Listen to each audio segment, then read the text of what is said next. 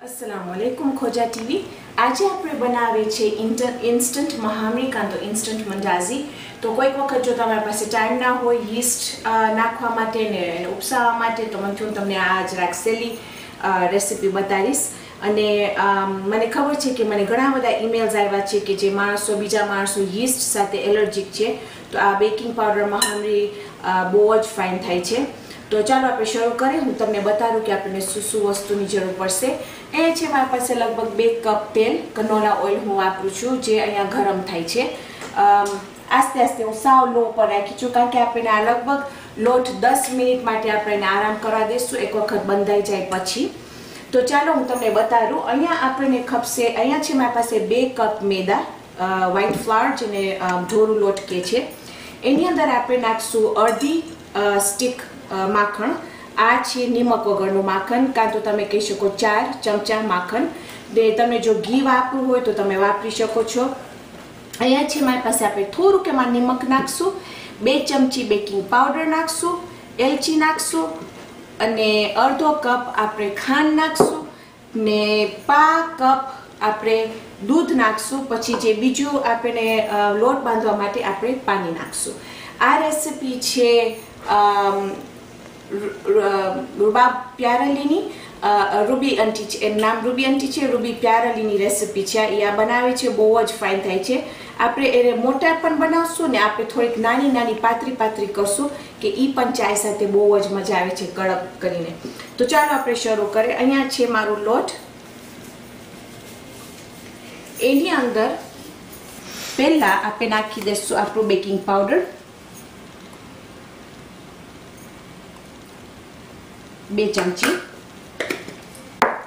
Any अंदर आपणे नाखी देशुं थोड़ुंक निमक।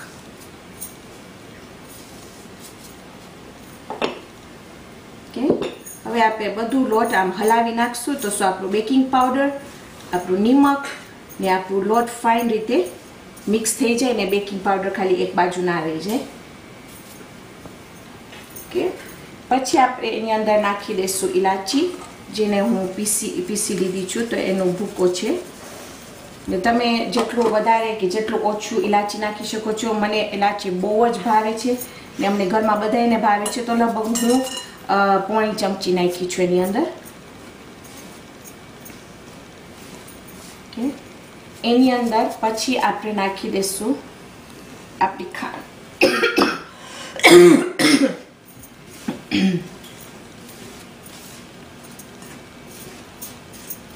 ओके, पछी आपणे नाखी दईशुं एनी अंदर आपणुं माखण। ने आ माखण छे साव पोचुं थई गयुं छे, हूँ सवारना काढी नाखी हती फ्रीजमांथी। हवे आपणे खाली लोट ने आ माखण ने फाइन रीते आपणे अंदर मसरी नाखशुं एनी साथे।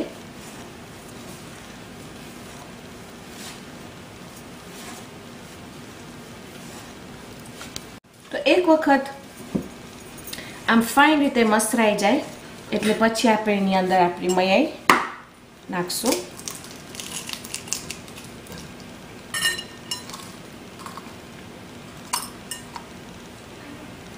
ओके, पछी आपणे आपणो लोट बांधवानुं शरू करशुं। एनी अंदर नाखी दईश आपणुं दूध।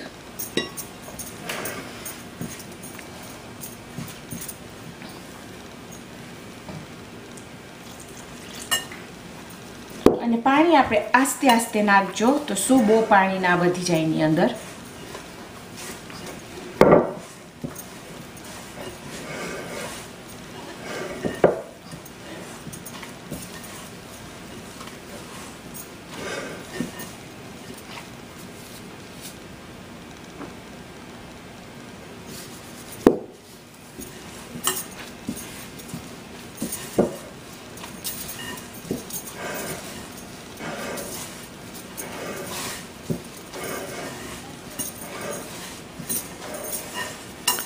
तो तमे जोशो तो जो आ लोट केटलुं फाइन रीते आम थई गयुं छे, ચોટતું નથી જરાય,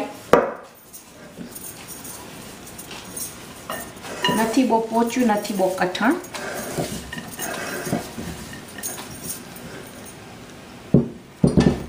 જોશો આમ फाइन लोट है ने बहु गूंदवानी पण जरूर नहीं। બસ હવે આપણે આ લોટ લઈ ખાલી એના બે ઓલા કરીશ.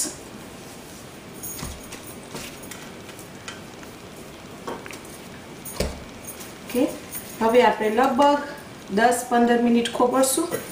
આવીને હું તમને બતાવીશ કે આપણે કેવી. મારી પાસે આ જે આપણો લોટ છે, હવે હું જરાક ખોબરી નહીં એને, કારણ કે મને ટીવી માટે જલ્દી તરું હતું, તો મને બતાવ્યું છે તમને કે જો તમે ખોબરશો નહીં તમારું 25-30 મિનિટ તો તમારી મહામરી કેવી થશે, અને જો તમે ખોબરશો તો કેવી થશે.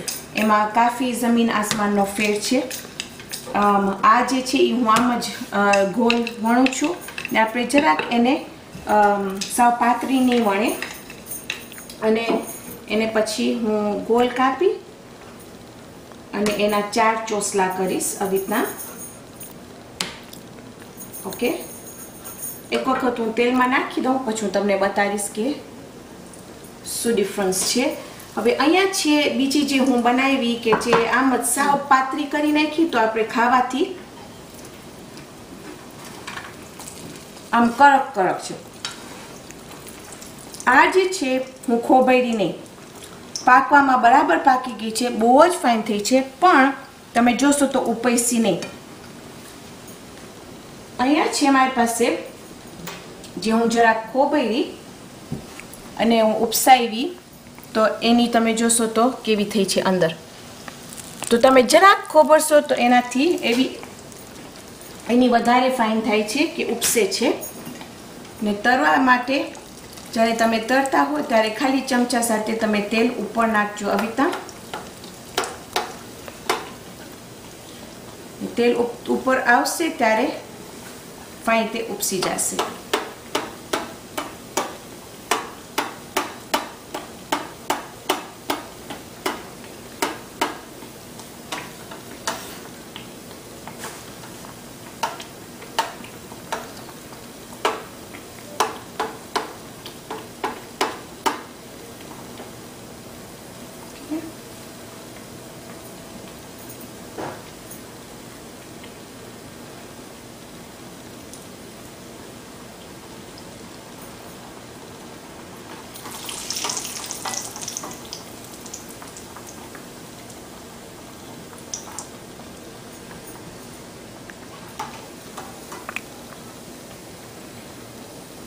આ મરાગીનું શાક સાથે કાં તો ભરાજીનું શાક સાથે બહુ જ મજા આવે ખાવાની.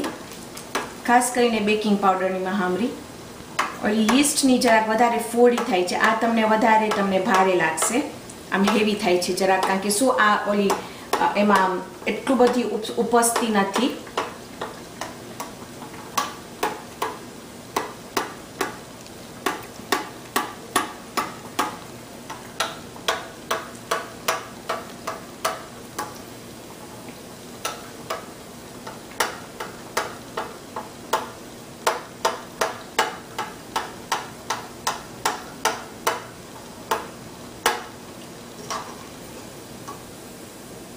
તો આજે આપણે મહામરી આપણે તૈયાર છે. અહીંયા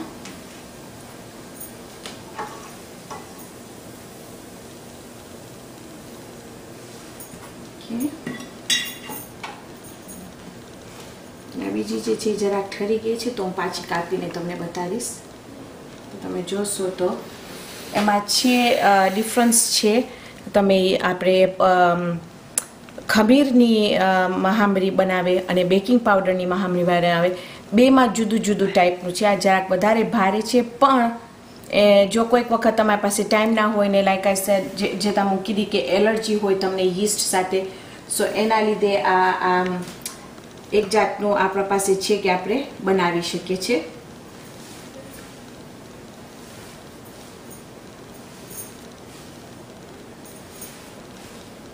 તો ચાલો આજે આપણી મહામરી તૈયાર છે બેકિંગ પાવડરની. તો ઇન્શાઅલ્લાહ આવતી વખતે આપણે બીજી ચમકદાર રેસીપી બનાવશું, સ્વાદિષ્ટ રેસીપી બનાવશું. તો ત્યાર સુધી ખુદા હાફિઝ.